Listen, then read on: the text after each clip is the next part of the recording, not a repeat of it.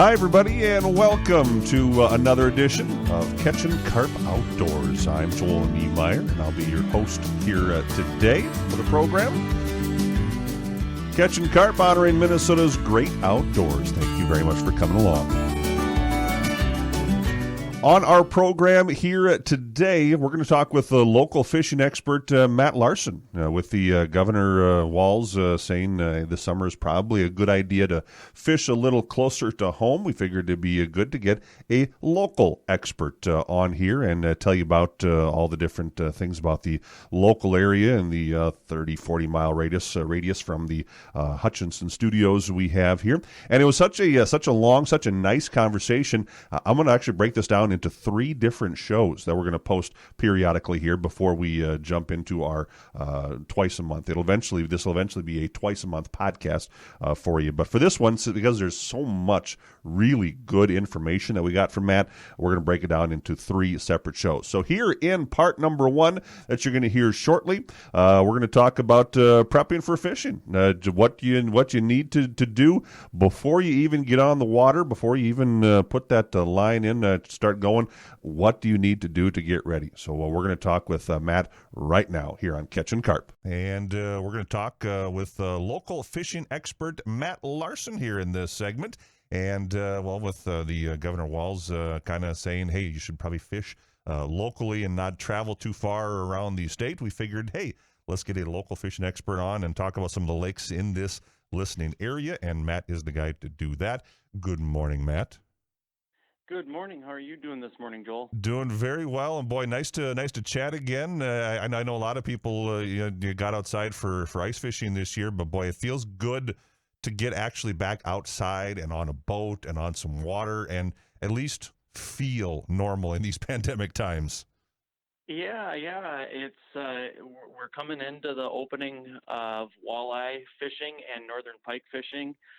There's been plenty of guys out doing some pan fishing, but definitely nice to have these seasons back in full swing and get back on the water for sure. Well, and if you're like me, I mean, my kind of, I'll call it quote unquote home area, I love to go up to the Glenwood, Alexandria area, and there's about 5 or 10 lakes up there that I know like the back of my hand, that I can just go up there and I know what I'm doing. Not so much locally, and I think a lot of people are like that too, where they have these lakes around Minnesota where they know what they're doing, but maybe not locally, and that's something that's going to have to change this year, I think. Yeah. I myself find my way up to Leech Lake most of the time, especially early like this, for opening fishing through kind of the June period. But now kind of staying close to home is going to be more of a thing that we all kind of have to take part in and do. And so, figuring out these local lakes and kind of some of the recipes to have success and continued success is going to be kind of the name of the game here. And maybe for you, a guy who is in the fishing business and does a lot of fishing around the area, if you're going to a new lake, what are some of the things that you're doing to prepare, to get ready? How do you choose a new lake?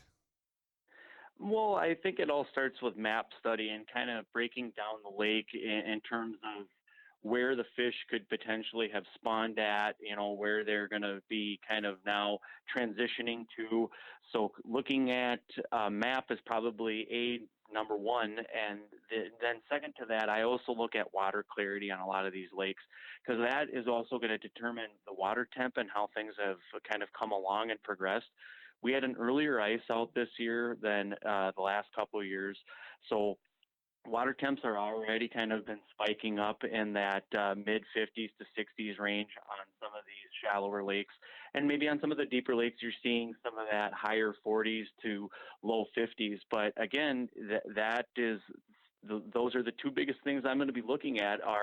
I'm going to be doing some map study, and I'm going to be looking at kind of that water clarity to kind of see how fast that lake is going to warm up, because that's going to really determine what I'm going to go out there and try to do. So, how about before you get on the water, as far as boat or tackle or just different things to get ready for fishing? What are you doing before you're even getting into the boat? Well, before I'm even getting to the boat, I'm respooling all my rods with different types of fishing line that I'm going to be using for different applications, whether I'm rigging or jigging or pulling wraps. So I think, line maintenance on your reel is probably the first thing I would do in a series of things. Second to that, I'm going to be looking at the condition of my tackle. Do I have to sharpen hooks? Do I have to paint up some jigs to kind of touch things up a little bit, make things a little bit more brighter, stand out. Then from there, I'm going to start to kind of break down my rods as far as what rods do what for me, and pack up my boat. And that's kind of my method. Some people might have a little bit different way to kind of go about it, but line maintenance, reel maintenance, tackle maintenance before you even get going is a big thing. And I mean, organization can save you a lot of time on the water too. Are you one? I know there's some people that they have one fishing rod and maybe a backup, and that's all they have. And if you're going for walleyes or northern or bass or whatever, you're switching that line in and out and doing different things. Are you one that likes to have 4, 5, 6 different rods, a northern line, a walleye line, a panfish line, kind of a thing? Yeah, I go for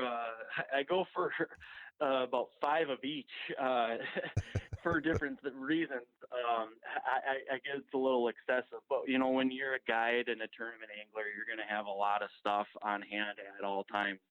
But for the average Joe, I would say that a good 6.6 medium to medium light rod with a well balanced reel, something that is going to be able to sit in your hand all day.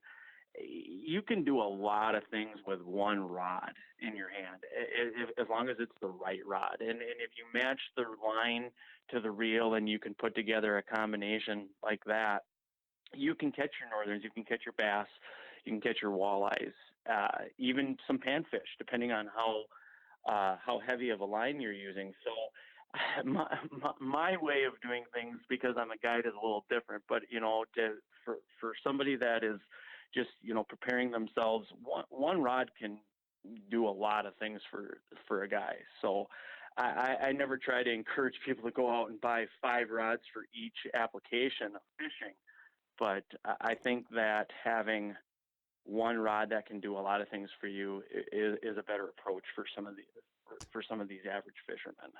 That wraps up our first segment here of Matt Larson and Catchin KARP Outdoors. Coming up in the next segment that we are going to feature, we're going to talk about fishing the Hutchinson area. We're going to name some local lakes, and we're going to also talk some walleye tactics as well. So get strapped in and get ready to catch those big walleyes. Tune in next time here on Catchin KARP Outdoors, and thank you very much again to Matt Larson and Larson Guide Service for joining us here on the program here today. You can see his contact information right here on the screen. And don't forget, introduce a kid to the great outdoors, and always keep your line on the water. We'll talk to you next time on Catchin KARP Outdoors.